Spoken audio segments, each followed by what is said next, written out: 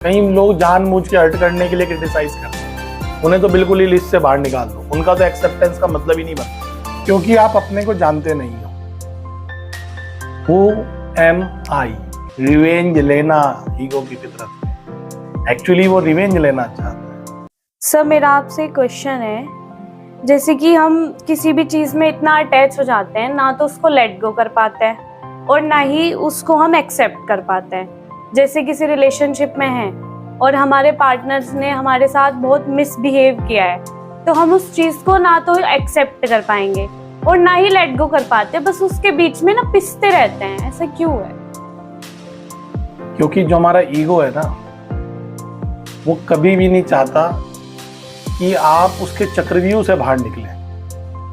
और उसका चक्रव्यूह क्या है? ना तो वो निकलने देगा, ना वो उगलने देगा।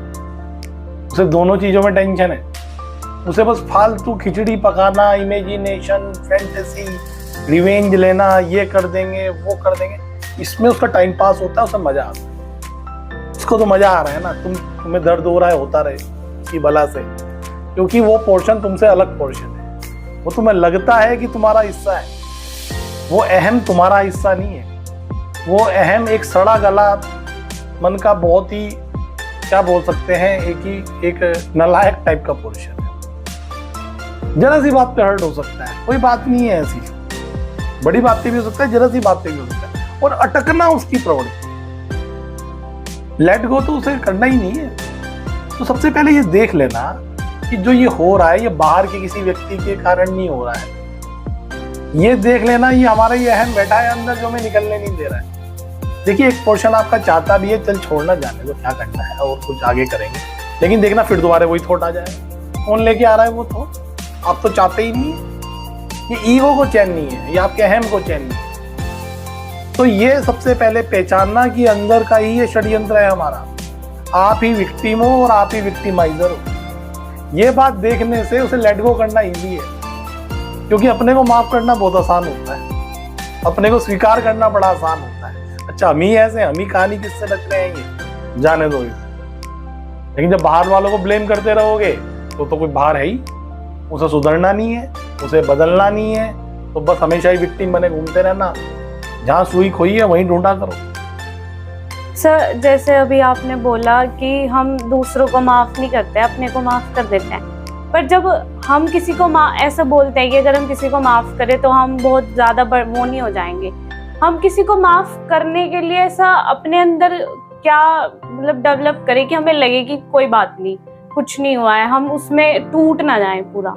ईगो कभी भी दूसरे को माफ नहीं कर सकता। ईगो की प्रवृत्ति नहीं है। सॉरी बोलना तो ईगो की फितरत में नहीं है।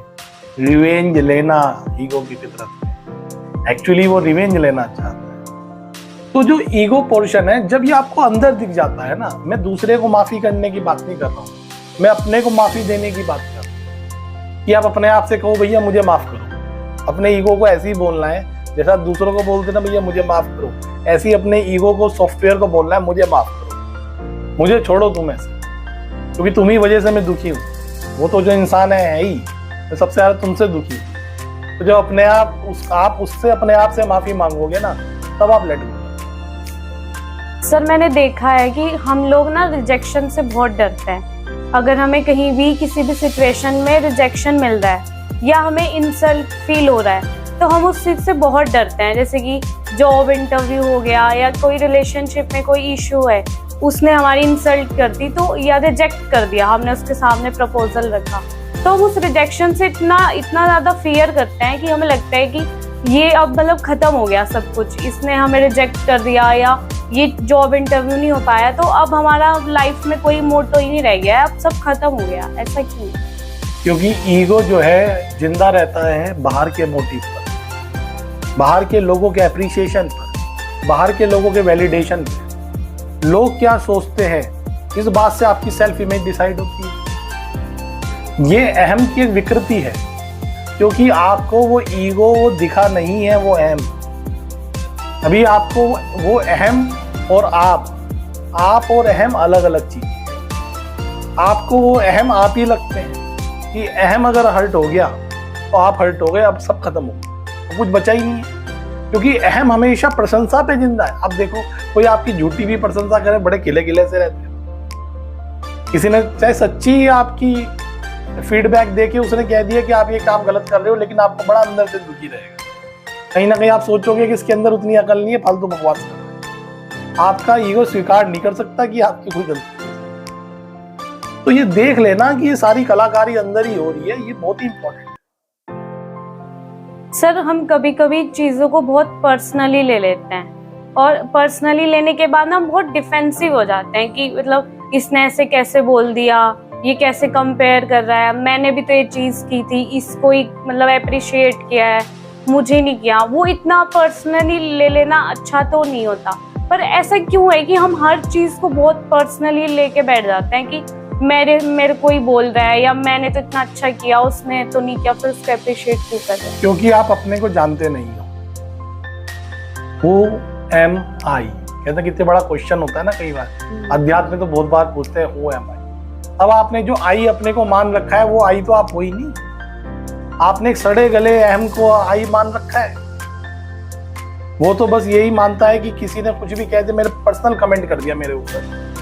कोई समस्त ब्रह्मांड में आपके ऊपर कमेंट नहीं कर सकता, पता है आपको? आपके ऊपर कमेंट करने का मतलब है समस्त ब्रह्मांड के ऊपर कमेंट करना। लेकिन वो छोटा सा आई, उसको तो जरा सी बात पे कि मेरे तो कपड़ा अच्छा नहीं लग रहा, इस बात पे ही टूट जाएगा वो। और उसे आप मान के चलते हो मैं हूं। ये दोनों जो आपस में अटैच है ना, ये इसीलिए आप टूट जाते हो जल्दी। वरना आपको कमेंट करने वाला, मैं बोल रहा हूँ, समस्त ब्रह्मांड में पैदा नहीं। सर, हम अपनी लाइफ में ना क्रिटिसाइज और फीडबैक दोनों ही चीज़ों को एक्सेप्ट नहीं करना चाहते हैं। अगर हमें किसी ने फीडबैक में बोल दिया कि ये चीज़ ठीक कर लेनी चाहिए थी, तो भी हम हर्ट हो जाएंगे। और अगर हमें कोई क्रिटिसाइज कर दे तो हम बहुत ही ज़्यादा हर्ट हो जाते हैं कि ऐसे कैसे बोल दिया, मेरे को पता है यहाँ ये चीज़ होनी थी। तो हम क्रिटिसाइज और ये फीडबैक क्यों नहीं एक्सेप्ट कर पाते हैं? देखिए, हर चीज़ एक्सेप्ट भी नहीं करनी। कई लोग जानबूझ के हर्ट करने के लिए क्रिटिसाइज करते हैं, उन्हें तो बिल्कुल ही लिस्ट से बाहर निकाल दो, उनका तो एक्सेप्टेंस का मतलब ही नहीं बनता। लेकिन कई बार क्या है, इस चक्कर में जो सही क्रिटिसिज्म है या सही फीडबैक है, वो भी नहीं झेल पाते। तो बहुत जरूरी है आपकी ग्रोथ के लिए। अपने आप को देख पाना बड़ा मुश्किल है। आप सारी दुनिया को देख सकते हो, अपना एनालाइज नहीं कर पाओगे। इसीलिए एलोन मस्क एक बार बोलते हैं कि जब भी मैं कोई चीज बनाता हूँ, सबसे फीडबैक लेता हूँ और मैं चाहता हूँ अप्रिशिएट। तो मुझे पता ही है क्या अच्छा है उसके अंदर, उसके अप्रिशिएशन की कोई बात नहीं है। मैं सबसे ज्यादा सुनना चाहता हूँ उसका क्रिटिसिज्म, उसकी आलोचना। उन्हें मुझे आलोचना बताओ क्या खराब है इस चीज में। और आप देखिए, दुनिया का नंबर 1 आदमी, आलोचना सुनने से आप जो सुंदरता अपने अंदर ला सकते हैं, जो स्वीकार भाव अपने अंदर ला सकते हैं, वो कभी भी एप्रिशिएशन सुनने से नहीं ला पाओगे। लेकिन ये हिम्मत रखो, ये फीडबैक की तरह। एक तो क्रिटिसिज्म को तो हटा दो लिस्ट से, आप कुछ भी सुनो एक एज ए फीडबैक सुनो। हो सकता है उसमें कोई ठीक है तो उस पर डिस्कस करो, नहीं है तो कूड़े डस्टबिन में फेंक दो उसकी किसी भी फीडबैक, क्योंकि गलत मंशा भी लोगों की कई बार देखी गई। सर, आजकल लोग बहुत ड्यूअल पर्सनैलिटी वाले हो गए हैं। अगर कोई बहुत सक्सेसफुल आदमी उनके सामने आता है तो उनके सामने तो उनको बहुत अप्रिशिएट करेंगे, उनको बोलेंगे वाओ इतने अच्छी कार ले ली, ये सब। पर जब बाद में उनके पीछे वो उनको एक कॉम्पिटिटर की तरह देखने लगते हैं कि ये कार इसके पास कैसे है, ये फोन इसके पास कैसे है। तो ऐसे ड्यूअल पर्सनैलिटी कैसे हो सकती है? ये ड्यूअल पर्सनैलिटी होती ही होती है। अगर ये नहीं है तो इंसान ही नहीं। आप देखिए, पर्सनैलिटी जो है लैटिन भाषा का शब्द है, इसे मास्क बोलते हैं। ये मास्क इसलिए है कि हम एडजस्ट कर पाए, माहौल के साथ एडजस्ट हो पाए, और उसमें झूठ फरे कोई भी तिगड़मबाजियां सब चलती हैं जिससे हमारा एडजस्टमेंट बना रहे। लेकिन पीछे हम जो एक्चुअल है वो बोलेंगे ना, जो मैं जेलस है वो बोलेंगे ना। तो ये तो नेचुरल स्वभाव है मानव, इसमें कोई ज्यादा टेंशन लेने की बात नहीं है। कुछ भी आप अच्छा करेंगे, सबसे ज्यादा जेलस आपके परिवार वाले होंगे, आपके माता पिता को छोड़ के सब जेलस घूम रहे होंगे वो। तो ये तो भले ही वो कितना आपको बधाई दे रहे हो, मान के चला करो जल रहे होंगे ये बैठे। ये तो नेचुरल बात है, इसमें कोई ज्यादा दिमाग लगाने की। सर, आजकल ऐसे होने लग गया है कि सब लोग अपने आप को बहुत सुपीरियर समझते हैं। उनको ऐसा लगता है कि सामने वाला चाय कम पानी है और वो बहुत सुपीरियर है। फॉर एग्जाम्पल अगर किसी स्टूडेंट ने एक प्रोजेक्ट बनाया है तो उसका कलीग अगर उस पर कोई फीडबैक दे रहा है या उसने बोल दिया है कि ये चीज़ सही करोगे तो अच्छा होगा, पर वो ऐसा नहीं मानते। उनको लगता है कि जब ये चीज़ मैंने की है तो मैं इसमें एक्सपर्ट हूँ, मुझे पता है कहाँ क्या सही है, मैं सुपीरियर हूँ, मैं जानता हूँ। तो वो उस चीज़ को मानते नहीं है और अपने आप को बस सुपीरियर समझ के बैठ जाते हैं। ऐसे लोग तो फिर कुछ सीख नहीं पाएंगे। नहीं, वो सीखे ना सीखे वो तो उनकी अलग टेंशन है, लेकिन आप एक बात का ध्यान रखें, सुपीरियरिटी कॉम्प्लेक्स एक पोल है, जिसके अंदर एक पोल है, दूसरा पोल भी होगा ना। दूसरा पोल क्या है? Inferiority complex. ये खाली एक ही पोल पे जिंदा नहीं है, ये हमेशा डरे रहते हैं कि क्रिटिसाइज ना हो जाए, कोई फीडबैक ना दे दे, कोई ने गलत ना बोल दे, क्योंकि सुपीरियरिटी कॉम्प्लेक्स हमेशा ही अपने को ही सर्वश्रेष्ठ समझता है, जबकि जो रियलिटी है, रियलिटी कहाँ के बीच में है ना। परफेक्ट तो यहाँ कुछ नहीं होता। कोई भी दुनिया की चीज है वो बिल्कुल ये नहीं है कि वो आखिरी सर्वश्रेष्ठ हो। तो हमेशा आदमी को स्वीकार करना चाहिए कि वो इम्परफेक्ट है, अपना तरफ से बेस्ट कोशिश करो, वो कोई बात नहीं है। और फीडबैक लेने को आप हमेशा तैयार हैं। जो ऐसा नहीं करते मूर्ख हैं, इसमें कोई ज्यादा उन पर ध्यान देने की जरूरत नहीं। कोई बहुत आगे तक नहीं जा पाएंगे ऐसे। कुछ समय पर एक प्रोजेक्ट बना के थोड़ी ये आप पूरे संसार को आप कंट्रोल करो। तो चिंता ना करो, आप उस पर ध्यान दो, आगे बढ़ो। Thank you sir. आप ये पूरी वीडियो 2 लाइन में समराइज कर दें। देखिए, इसका जो जिस्ट है, ईगो हमेशा ये चाहता है कि वो परफेक्ट होना चाहिए, कुछ भी गलती, कुछ गड़बड़ नहीं होनी चाहिए। देखिए, ये संसार इम्परफेक्ट है, आप भी इम्परफेक्ट हैं, आपसे भी गलतियां हो सकती हैं, आप में भी कमियां हो सकती हैं, और हमेशा ही सारी कमियां होंगी ऐसा भी नहीं होगा। उन चीजों में बहुत अच्छे भी होगा। तो हमेशा एक बीच में रहे, मध्य में रहे।